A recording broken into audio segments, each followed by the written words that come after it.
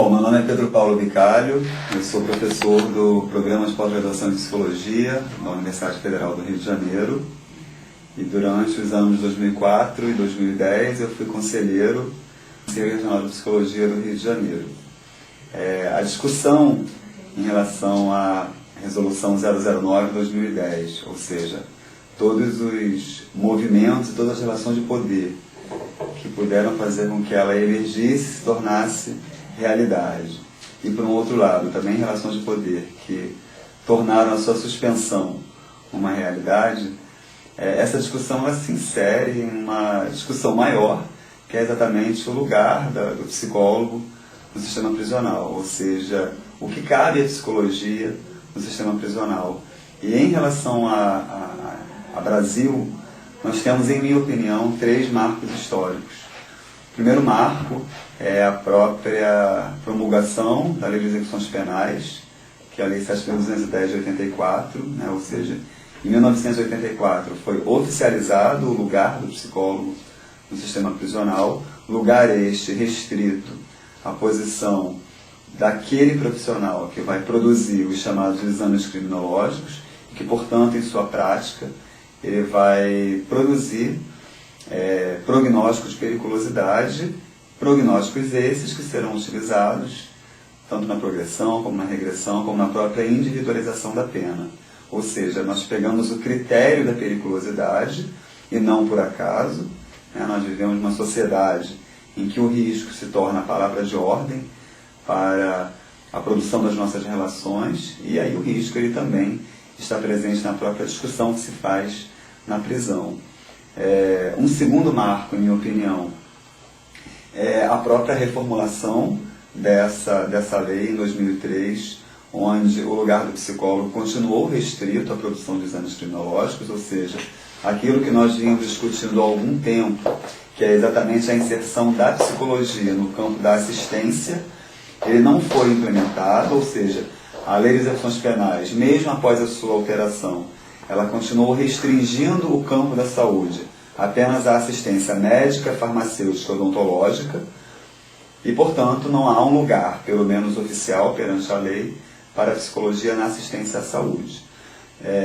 Um terceiro marco, na minha opinião, é exatamente o momento em que o exame criminológico ele acaba sendo repaginado, e a repaginação do exame criminológico se deu com a defesa de uma tese de doutorado pela Universidade de São Paulo, de uma psiquiatra chamada Hilda Morana, e cujo objeto de pesquisa da Hilda Morana foi a normatização a partir da realidade brasileira, ou seja, tornar válido e fidedigno um teste psicológico que teria como critério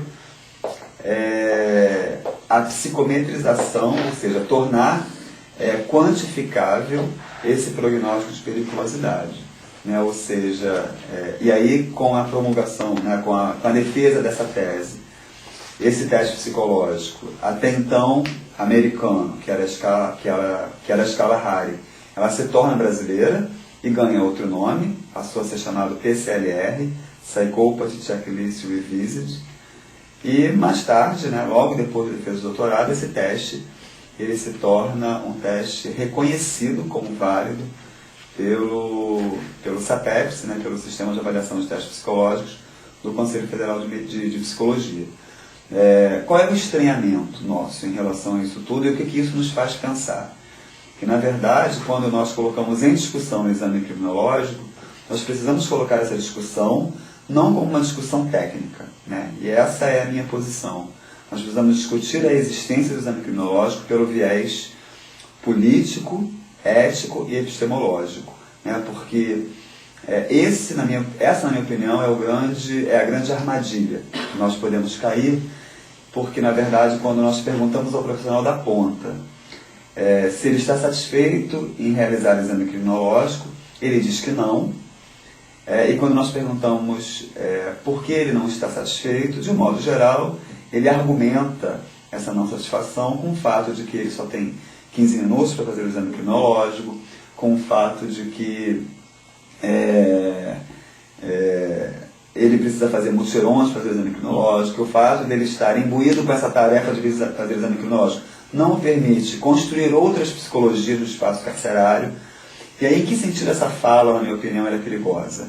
Porque parece que o que nós estamos reivindicando é uma melhoria do exame criminológico.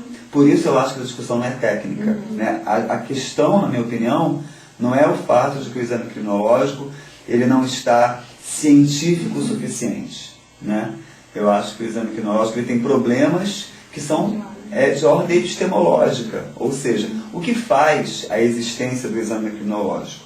É uma criminologia de cunho positivista, que é inaugurada no século XIX, cujos principais autores são o Lombroso e o Ferri, dois autores que trazem para o campo do indivíduo, né, e que trazem para o campo de uma possível personalidade e identidade essa personalidade criminosa, ou seja, o crime ele deixa de ser um ato e passa a ser uma conduta, o crime ele passa a falar sobre o sujeito, né, e a partir daí, um outro autor, que é o Garófalo, ele acredita que é possível, então, medir essa periculosidade. E ao medir essa periculosidade, nós podemos, então, produzir um prognóstico de delinquência. Aliás, o próprio conceito de delinquência, ele surge nesse contexto da criminologia positivista, não para afirmar o criminoso como aquele que comete o crime, mas para afirmar o delinquente como aquele que tem, em sua subjetividade, em seu corpo, a potencialidade de produzir crimes. E a psicologia ela é muito bem-vinda nessa criminologia do século XIX. Né? No mesmo século XIX se cria a primeira escola de criminologia, que é a chamada Jovem Escola de Marburgo, na Alemanha. E essa escola, que é exatamente a precursora dos saberes criminológicos, ela tem como grandes aliados a estatística, a antropologia e a psicologia. Então, as nossas alianças com as chamadas medições de periculosidade, elas não vêm de agora. Né? Elas não são, elas não aparecem como prática psicológica apenas a partir da promulgação da lei de execuções penais. Ela é uma prática que está, né, nos atravessando esse saber psicológico há muito tempo. Né? Então eu acho que a grande discussão é essa, é fazer uma discussão epistemológica, é falar que nós não entendemos como ético essa vontade ou essa relação de poder que nós nos articulamos quando nós dizemos que o nosso papel no sistema carcerário é o papel de produzir esse tipo de prognóstico, esse tipo de medição. Né? E acho, né, mais uma vez falando, que a nossa grande discussão ela é não trazer a discussão para o campo técnico, porque senão vai surgir uma outra tese de doutorado, um outro teste psicológico, prometendo essa cientificidade que até então não existia. E quando nós analisamos o PCLR, né, é muito assustador, né, pensar com quais critérios o PCLR ele está envolvido quando ele diz que, quer dizer, quando o PCLR diz que o prognóstico de psicopatia ele é uma medida indireta e que, portanto, as medidas diretas, que são 20, né, dizem respeito a determinados critérios, e quando nós analisamos de perto que critérios são esses, é muito assustador. Né? É muito assustador pensar que esses critérios eles estão servindo para dizer quem é o psicopata, e mais do que isso, né, é pensar que os critérios de tornar vários e fidedignos os nossos instrumentos são critérios que passam unicamente por critérios estatísticos. Né?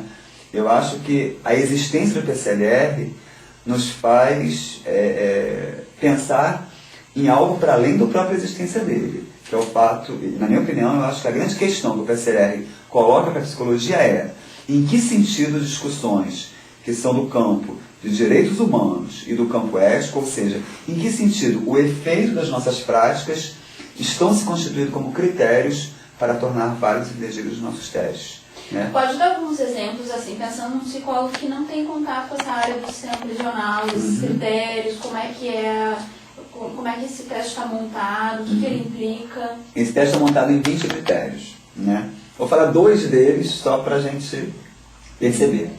Aliás, 3 deles. Né? Um dos critérios se chama condutas transgressoras na infância.